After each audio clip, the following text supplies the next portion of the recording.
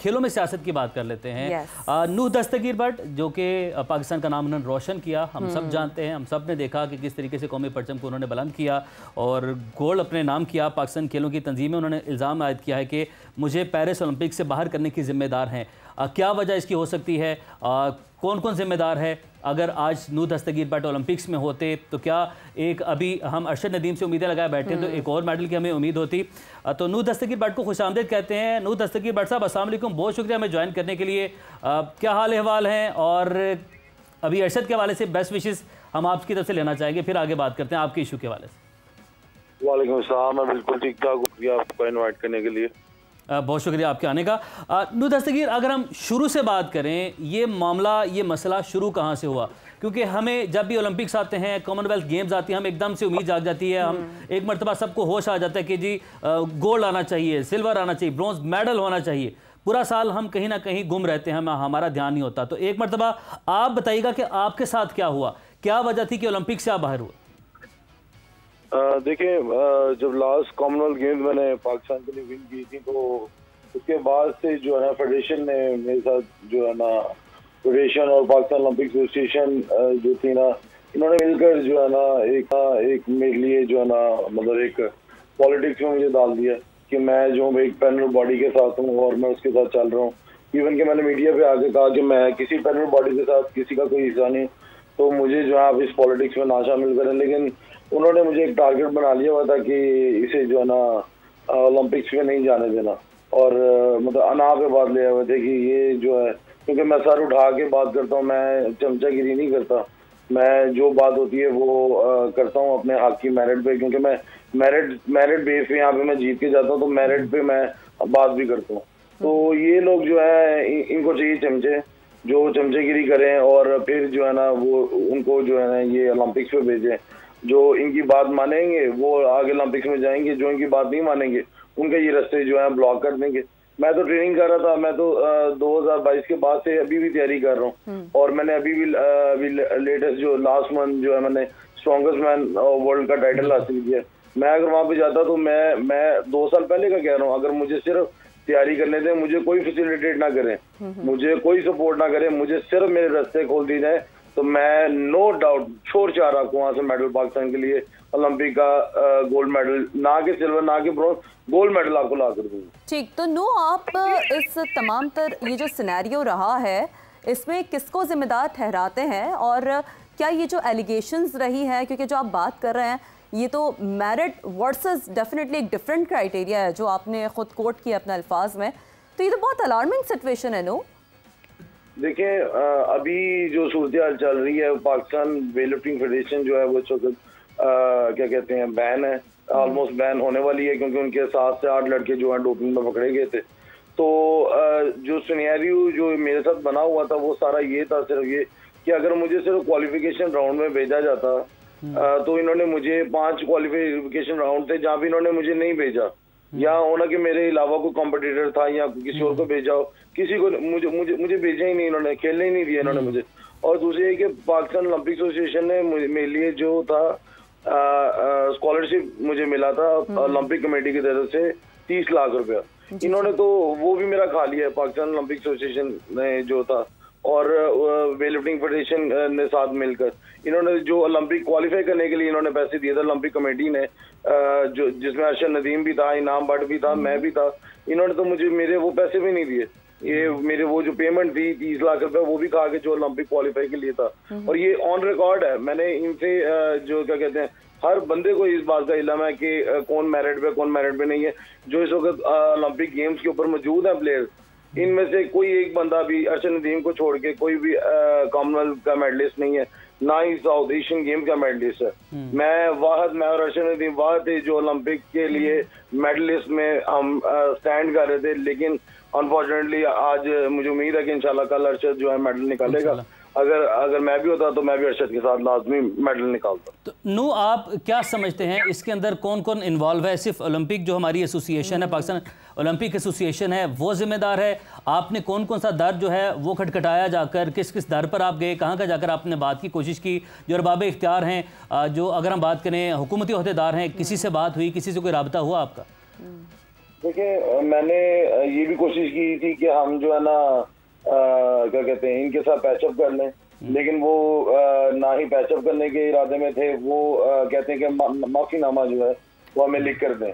तो माफीनामा तो सिर्फ अल्लाह के आगे माफी मांग सकते और किसी इंसान के आगे जो है ना माफी नहीं मांग सकते। और माफी मांगनी किस बात की, पहली बात यही सवाल है, किस चीज की माफी वो डिमांड कर रहे हैं? किस चीज की कर रहे हैं? माफी वो इस बारे में चाहते हैं कि हमने जो है ना हमारे ऊपर जो इल्जाम लगाया हुआ है वो ये कि हम इंटरनल पैनल बॉडी के साथ है, जबकि हम ओपनली मीडिया में आगे कह रहे हैं कि हम किसी पैनल बॉडी के साथ नहीं है, हम आपके साथ हैं। वो इस चीज को रिटर्न में लेना चाहते हैं, माफीनामा लिखवा के कि आप एक माफी मांगे, हम प्रूफ दे दें उन्हें कि भाई हाँ हमसे गलती हुई थी।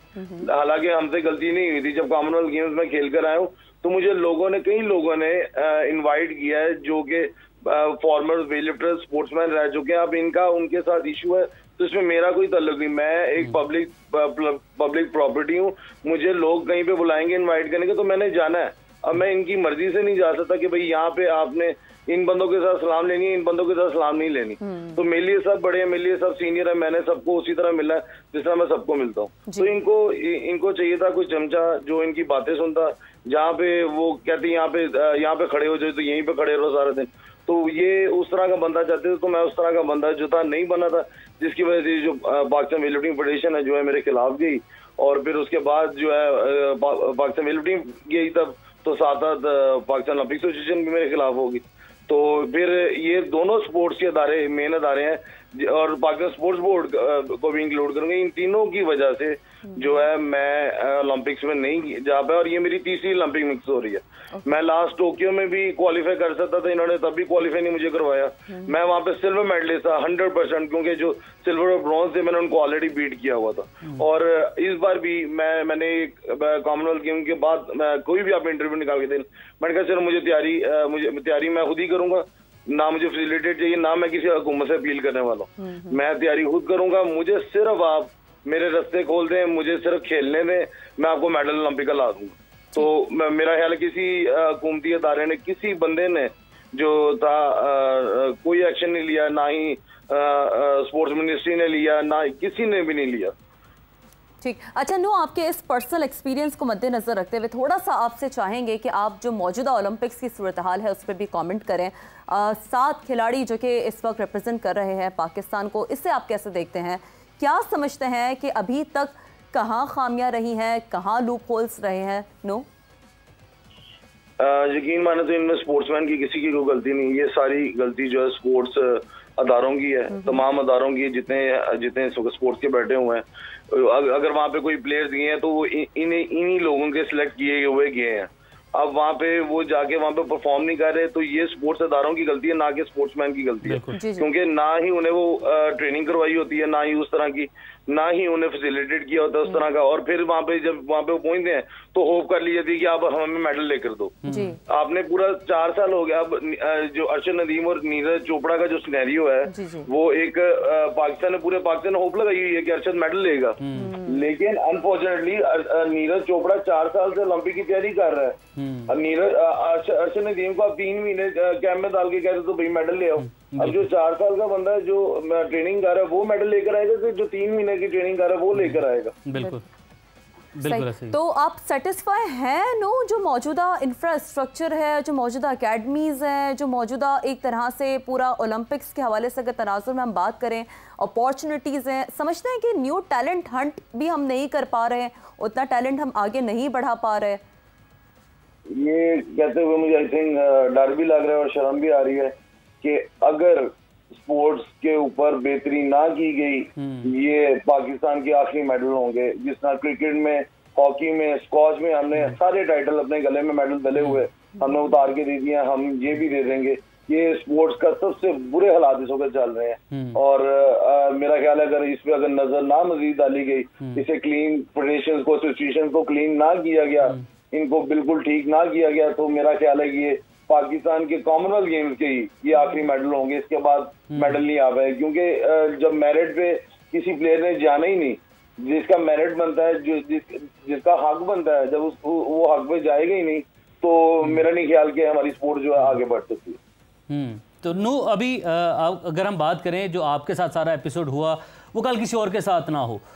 इसके लिए फौरी तौर पर हुकूमत जो है अरबाब इख्तियार हैं, अगर वो ये जोर का जोर देख रहे हैं, आपकी उनसे अपने लिए नहीं बाकी जो एथलीट्स हैं उनके लिए, पाकिस्तानी जो कौम है जो उम्मीदें लगाए बैठती है कि मेडल आना चाहिए, उनके लिए आपकी क्या सजेशंस हैं, क्या होना चाहिए, इस चीज़ में हम बेहतरी कैसे ला सकते हैं, किसको आगे बढ़ना चाहिए, जो हुकूमत है वो आगे बढ़े, एसोसिएशन जो हैं उसमें कोई तब्दीली हो, क्या समझते हैं? क्योंकि आप उस सिस्टम के बीच में हैं या कहें कि आप मुतासरीन में हैं, तो क्या समझते हैं आप, कहाँ पर बेहतरी शुरू कहाँ से होनी चाहिए?